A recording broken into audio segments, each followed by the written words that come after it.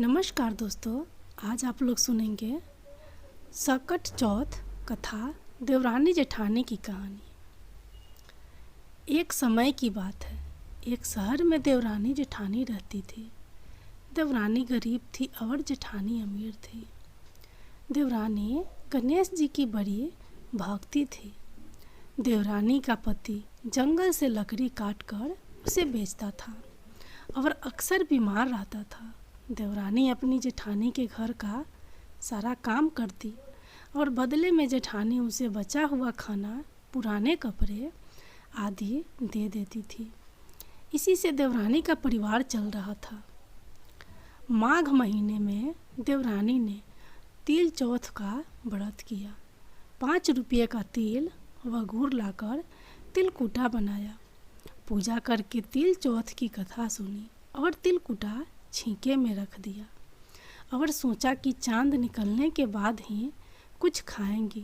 इस तरह से कथा सुनकर वह जेठानी के यहाँ काम करने चली गई।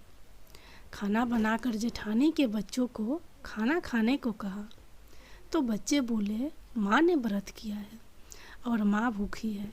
जब माँ खाना खाएगी तभी हम भी खाएंगे। जेठ जी को खाना खाने को कहा तो जेठ जी बोले, मैं अकेला नहीं खाऊंगा, जब चांद निकलेगा तभी मैं खाऊंगा। देवरानी ने कहा, मुझे घर जाना है, इसलिए मुझे खाना दे दो। जेठानी ने उसे कहा, आज तो किसी ने भी अभी तक खाना नहीं खाया, तुम्हें कैसे दे दूं? तुम सवेरे ही बचा हुआ खाना ले जाना। देवरानी उदास होकर घर चली आई। देवरानी के घर पर पति बच्चे सब आस लगाए बैठे थे कि आज तो त्यौहार है, इसलिए कुछ अच्छा खाना खाने को मिलेगा। परंतु जब बच्चों को पता चला कि आज तो रोटी भी नहीं मिलेगी तो बच्चे रोने लगे। ये देखकर देवरानी के पति को गुस्सा आ गया और कहने लगा कि दिन भर काम करने के बाद भी 2 रोटियां नहीं ला सकती तो काम क्यों करती हो? पति ने गुस्से में आकर पत्नी को कपड़े धोने से पीटा। धोना हाथ से छूट गया तो पाटे से मारा। वो बेचारी गणेश जी को याद करती हुई रोते हुए पानी पीकर सो गई। उस दिन गणेश जी देवरानी के सपने में आए और कहने लगे, धोने मारी पाटे मारी, सो रही है या जाग रही है? वह बोली, कुछ सो रही हूँ, कुछ जाग रही हूँ। गणेश जी बोले, भूख लगी है, खाने के लिए कुछ दे। देवरानी बोली, क्या दूँ? मेरे घर में तो अन्न का एक दाना भी नहीं है। जेठानी बचा हुआ खाना देती थी, आज वो भी नहीं मिला। देवरानी ने आगे कहा कि पूजा का बचा हुआ तिलकुटा छींके में पड़ा है, वहीं खा लो। गणेश जी ने तिलकुट खाया और उसके बाद कहने लगे, धोने मारी पाटे मारी, निपटाई लगी है, कहाँ निमटे? उसने कहा, यह खाली झोपड़ी है, आप कहीं भी जा सकते हैं, जहाँ इच्छा हो वहाँ निमट लो। फिर गणेश जी बोले, अब हाथ कहाँ पोंछूं? अब देवरानी को बहुत गुस्सा आया। कहने लगी, कब से परेशान किया जा रहा है, सो बोली, मेरे सिर पर पोंछो और कहाँ? देवरानी जब सुबह उठी तो यह देखकर हैरान रह गई कि पूरा घर हीरा मोतियों से जगमगा उठा है। सिर पर जहाँ बिंदिया कजी पोंछनी कर गए थे, सिर पर जहाँ विनायक जी पोंछनी कर गए थे, वहाँ हीरे के टीके और बिंदी जगमगा रहे थे। इसके बाद देवरानी जेठानी के यहाँ काम करने नहीं गई। जेठानी ने कुछ देर तो राह देखी, फिर बच्चों को देवरानी को बुलाने को भेज दिया। जेठानी ने सोचा, कल खाना नहीं दिया था, इसलिए शायद देवरानी बुरा मान गई होगी। बच्चे बुलाने गए और बोले, चाची चलो, माँ ने बुलाया है। दुनिया में चाहे कोई मौका चुक जाए, पर देवरानी जेठानी आपस में कहने का मौके नहीं छोड़ती। देवरानी ने कहा, बेटा बहुत दिन तेरी माँ के यहाँ काम कर लिया, अब तुम अपनी माँ को ही मेरे यहाँ काम करने भेज दो। बच्चों ने घर जाकर माँ से कहा कि चाची का पूरा घर हीरा मोतियों से जगमगा उठा है। जेठानी दौड़ कर देवरानी के घर गई और पूछा कि यह सब कैसे हो गया। देवरानी ने जेठानी को सब बता दिया, जो भी उसके साथ हुआ था। घर लौटकर जेठानी ने कुछ सोचा और अपने पति से कहने लगी, आप मुझे धोने और पाटे से मारो। उसका पति बोला कि भली मानस, मैंने तो कभी तुम पर हाथ भी नहीं उठाया, मैं तुम्हें धोने और पाटे से कैसे मार सकता हूँ। वो नहीं मानी और जिद करने लगी। मजबूरन पति को उसे मारना पड़ा। मार खाने के बाद उसने ढेर सारा घी डालकर चूरमा बनाया और छींके में रख कर सो गई। रात विनायक जी जेठानी के सपने में भी आए और कहने लगे कि उन्हें भूख लगी है, मैं क्या खाऊं। जेठानी ने कहा, हे भगवान गणेश जी, आपने मेरी देवरानी के घर पर एक चुटकी सूखा तिलकुटा खाया था। मैंने तो झड़ते घी का चूरमा बनाया है और आपके लिए छींके में रखा है। फल और मेवे भी रखे हैं, जो चाहे खा लो। गणेश जी बोले, अब निपटे कहाँ। जेठानी बोली, उसके यहाँ एक टूटी हुई झोपड़ी थी। मेरे यहाँ एक उत्तम दर्ज की महल है, जहाँ चाहो निपटो। फिर गणेश जी ने पूछा, अब पूछूं कहाँ। वो बोली, मेरे ललाट पर बड़ी सी बिंदिया लगाकर पोंछ लो। धन की भूखी जेठानी सुबह जल्दी उठ गई। सोचा घर हीरे जवाहरात से भर चुका होगा, लेकिन उसने देखा कि उसका पूरा घर बदबू, उसके सिर पर भी बहुत सी गंदगी लगी हुई थी।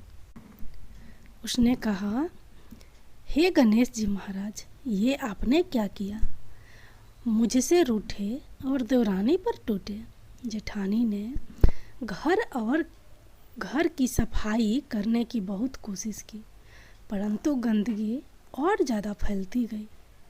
जेठानी के पति को मालूम चला तो वो भी बहुत गुस्सा हुआ और बोला, तेरे पास इतना सब कुछ था, फिर भी तेरा मन नहीं भरा। परेशान होकर चौथ के विनायक जी गणेश जी से मदद की, विनती करने लगी। बोली, मुझसे बड़ी भूल हुई, मुझे क्षमा करो। विनायक जी ने कहा, देवरानी से जलन के कारण जो तूने किया है, उसी का फल तुझे मिला है। अब तू अपने धन में से आधा उसे देगी, तभी यह सब साफ होगा। उसने आधा धन तो बांट दिया, किंतु मोहरों की एक हांडी चूल्हे के नीचे गाड़ रखी थी। उसने सोचा किसी को पता नहीं चलेगा और उसने उस धन को नहीं बांटा। जेठानी ने गणेश जी से कहा, हे चौथ विनायक जी, अब तो अपना ये बिखराव समेटो। वे बोले, पहले चूल्हे के नीचे गढ़ी हुई मोहरों की हांडी और ताक में रखी सुई की भी प्रांति कर। इस प्रकार विनायक जी ने सुई जैसी छोटी चीज का भी बंटवारा करवाकर अपनी माया समेटी। हे गणेश जी महाराज, जैसी आपने देवरानी पर कृपा करी, वैसी सब पर करना। कहानी कहने वाले, सुनने वाले व हुंकारा भरने वाले सब पर कृपा करना, किंतु जेठानी जी को जैसी सजा दी वैसी किसी को मत देना। बोलो गणेश जी महाराज की जय, चौथ माता की जय। अब आप लोग सुनिए गणेश जी की दूसरी कहानी। एक बार एक गरीब और दृष्टिहीन बुढ़िया थी। उसके साथ उसके बहू और बेटा रहते थे। बुढ़िया हमेशा श्री गणेश जी की पूजा किया करती थी।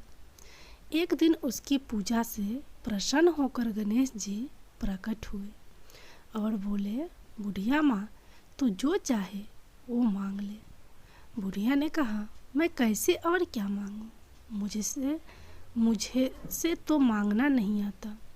इस पर गणेश जी ने कहा, वो अपने बहू और बेटे से पूछ ले और मांग ले। यह सुनकर बुढ़िया ने अपने बेटे से कहा, गणेश जी ने कहा है कि मैं कुछ भी मांग सकती हूँ, तो बता मैं क्या मांगूँ। उसके पुत्र ने कहा कि माँ, तू गणपति बापा से धन मांग ले। बहू से पूछा तो उसने कहा कि वो गणेश जी से नाती मांग ले। तब बुढ़िया ने बहुत सोचा कि हर कोई अपने अपने मतलब की बात कह रहा है, कोई मेरे लिए सोच नहीं रहा है। ऐसे में उस बुढ़िया ने अपने पड़ोसिनों से भी पूछ लिया। तब उन सभी ने कहा, बुढ़िया, तू तो कुछ ही दिन जिएगी, धन और नाती मांगने से क्या फ़ायदा। तू अपने लिए आँखों की रोशनी मांग ले, इससे तेरी जिंदगी आराम से कट जाएगी। यह सुनकर बुढ़िया माई ने गणेश जी से कहा, अगर आप मुझसे प्रसन्न हैं तो मुझे 9 करोड़ की माया, निरोगी काया, अमर सुहाग, आँखों की रोशनी, नाती पोता और सभी परिवार को सुख दे और आखिरी में मुझे मोक्ष दे। यह सुनकर गणपति बापा ने कहा, बुढ़िया माँ, यह सब मांग कर तुमने तो मुझसे ठग लिया, लेकिन वचन के अनुसार जो तूने मांगे हैं वो सब तुझे मिलेगा। इतना कहकर गणेश जी अंतर्धान हो गए। बुढ़िया ने जो कुछ भी मांगा था उसे वह सब मिल गया। गणपति बाबा, जैसे तुमने उस बुढ़िया माँ को सब कुछ दिया, ठीक वैसे ही हमें भी देना। जय गणपति बाबा।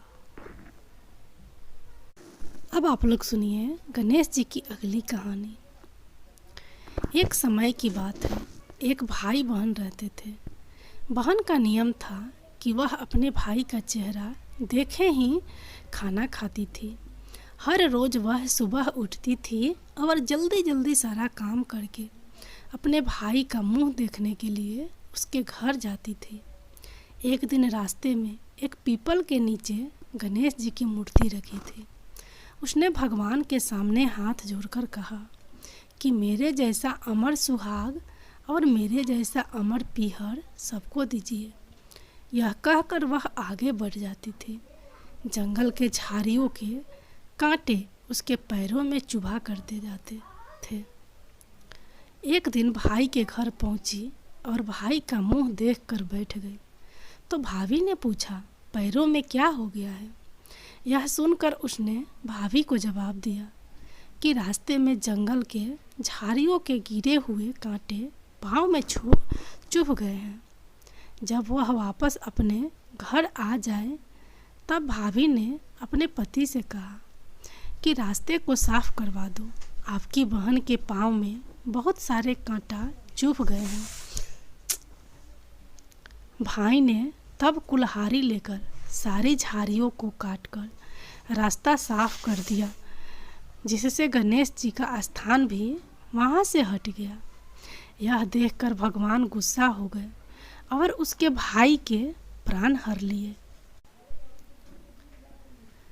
लोग अंतिम संस्कार के लिए जब भाई को ले जा रहे थे तब उसकी भाभी रोते हुए लोगों से कही, थोड़ी देर रुक जाओ, उसकी बहन आने वाली है। वह अपने भाई का मुंह देखे बिना नहीं रह सकती है, उसका यह नियम है। तब लोगों ने कहा, आज तो देख लेगी, पर कल किसे देखेगी। और रोज दिन की तरह बहन अपने भाई का मुंह देखने के लिए जंगल से निकली। तब जंगल में उसने देखा कि रास्ता साफ किया हुआ है। जब वह आगे बढ़ी तो उसने देखा कि सिद्धि विनायक को भी वहाँ से हटा दिया गया है। तब उसने जाने से पहले गणेश जी को एक अच्छे स्थान पर रखकर उन्हें स्थान दिया और हाथ जोड़कर बोली, भगवान मेरे जैसा अमर सुहाग और मेरे जैसा अमर पीहर सबको देना। और फिर बोलकर आगे निकल गई। भगवान सोचने लगे, अगर इसकी नहीं सुनी तो हमें कौन मानेगा, हमें कौन पूजा करेगा। तब सिद्धि विनायक ने उसे आवाज़ दी, बेटी इस खेजड़ी की 7 पत्तियां लेकर जा और उसे कच्चे दूध में घोलकर भाई के ऊपर छींटा मार देना, वह उठकर बैठ जाएगा। यह सुनकर जब बहन पीछे मुड़ी तो वहाँ कोई नहीं था। फिर वह यह सोचने लगी कि ठीक है, जैसा सुना वैसा कर लेती हूँ। फिर वह 7 खेजड़ी की पत्तियाँ लेकर अपनी भाई के घर पहुँची। उसने देखा वहाँ कई लोग बैठे हुए हैं, भाभी बैठी रो रही है और भाई की लाश रखी है। तब उसने उस पतियों को बताए हुए नियम के तहत भाई के ऊपर इस्तेमाल किया। तब भाई उठकर बैठ गया। भाई बोला बहन से, बोला मुझे बहुत ही गहरी नींद आ गई थी। तब बहन बोली यह नींद किसी दुश्मन को भी ना है, और उसने सारी बात अपने भाई को बता दी। तो मान्यता के अनुसार ये है गणेश जी की चमत्कारी कहानी। जय गणपति बाबा।